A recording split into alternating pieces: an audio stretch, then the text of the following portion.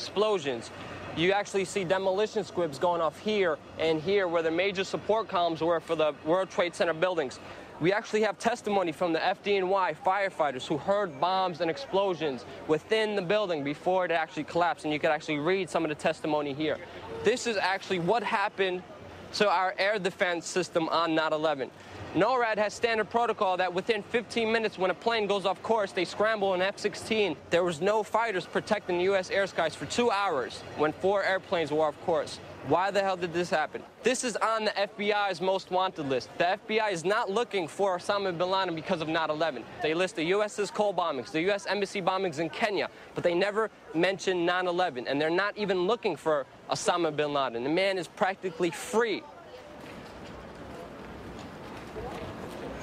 David Rockefeller, before 9/11, said that there needs to be a catastrophic catalyzing event to have a one-world government, a new world order. Their event was 9/11. Anybody else want a DVD? It's free. Go. No problem. We usually have a core group from about 20 to 40 people that show up and participate in the Saturday street actions. On 9/11, we always get around 1,000, 2,000, 3,000 people to come down to Ground Zero. This year on 9/11, we're going to be premiering Endgame. Endgame is a documentary by Alex Jones documenting the Bilderberg group and the elite's control over the world population.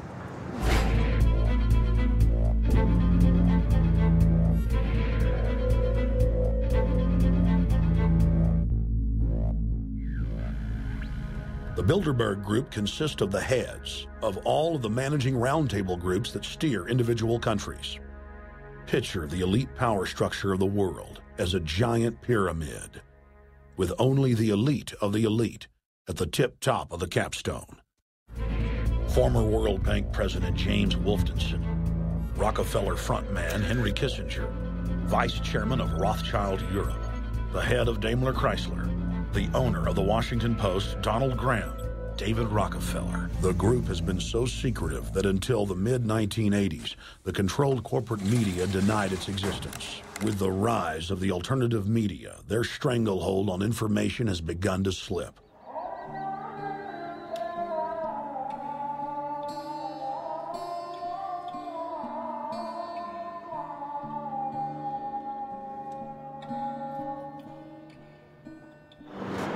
Some would call it an obsession, but I see it as passion.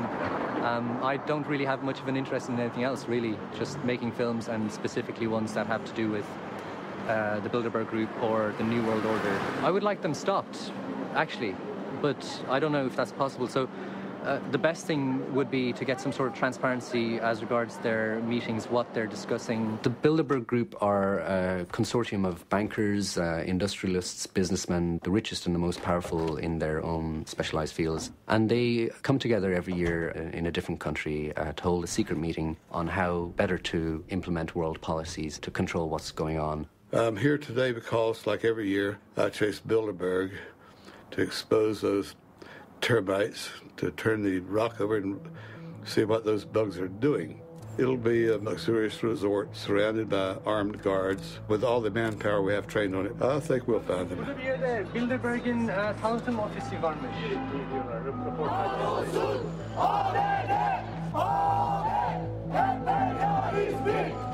Kahrolsun hak düşmanı Bilderberg! Kahrolsun hak düşmanı Bilderberg!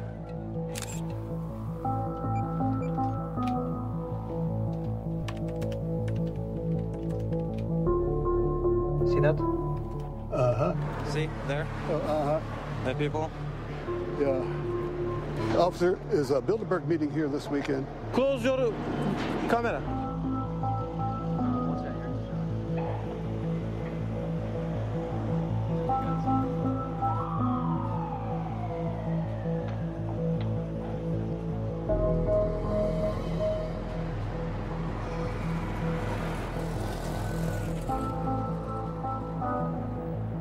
The same white car. Been followed many times. They're very likely Bilderberg boys.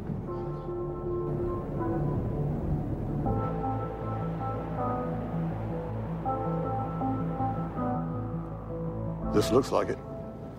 Looks like we've struck gold.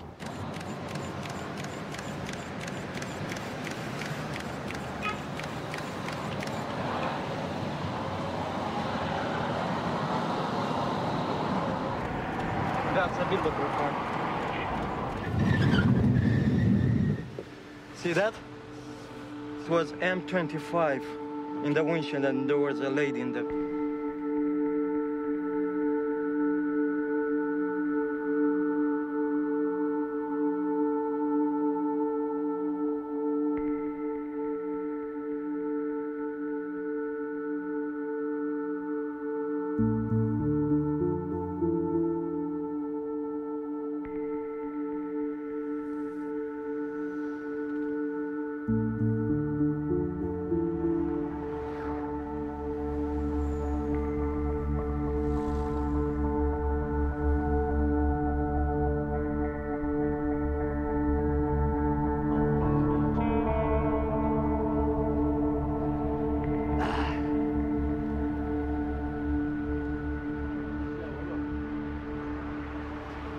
Hello. Is place is closed down? İngilizce bilen gelsin oğlum. Ne diyor? Yasak olduğunu, tedbirlerin devam ettiğini söylesin birisi. So you open tomorrow? Monday? Biz aşağıda sorduk. Burada bir yerde Bilderberg'in tanıtma ofisi varmış diye. Onlar buraya geldiler. Öyle bir şey yok beyefendi. Tedbirlerimiz devam ediyor.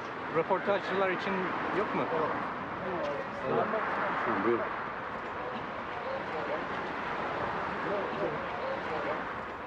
I am afraid of being targeted because of these things. It's a state of being between fear and anger. I don't know if I can be doing it all my life. No, actually, do you know what? I think I will be. Could be that I've got some weird thing in my, chip in my ear saying you have to save the world. I don't know. I did actually get a CAT scan, and anyway, it showed something very interesting. If you look at the world today and you go, why is everything going wrong, and why are people dying, and there's civil wars and unrest and people dying of famine, etc., you can't see what the connections are. But when you look at the plans that, for example, the Bilderberg Group or the secret government have had since the 50s, suddenly everything becomes simple. You don't have to save the world. The world is fine as it is. It's just that a certain group, a small group of people, are actually at the top of this pyramid who are actually controlling, who are creating these kind of realities, terrorism and all that stuff.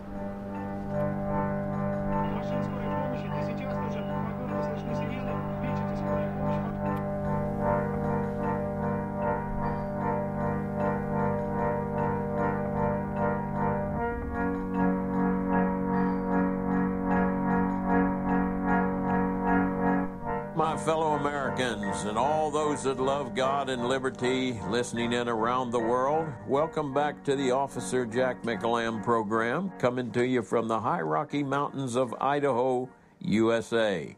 We've been having citizens meetings here in our local area. We discuss things like this FBI flyer that was handed out to police officers only. If you encounter any of these people, immediately call the Joint Terrorism Task Force. Right-wing extremists, people that make numerous references to the U.S. Constitution, are domestic terrorists. We're one of 350 families that came up here to get away from what we believe is coming as the collapse of the American civilization. We try to get the top of the mountains to build our communities because old Colonel Bo Greitz talks about the military aspect to capture the high ground. This is what a police officer used to be, and that's what I was on the city of Phoenix. I was a friend of the people. But today, this is what we have. This one is your enforcer, and he's enforcing the New World Order locally, state, and federally. I began to change. I began to see that I was part of a corrupt system, a very evil system, and I wasn't going to do it. When they gave me an immoral order or an unlawful order, I said, no, I won't do it.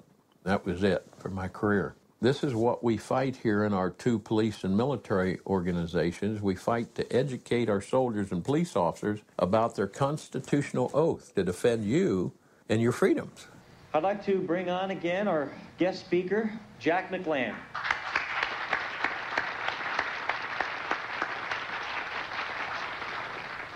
We started something called the Aid and Abet Police Newsletter. The subtitle was Constitutional Issues for Lawmen. I was being ostracized and driven out of my career.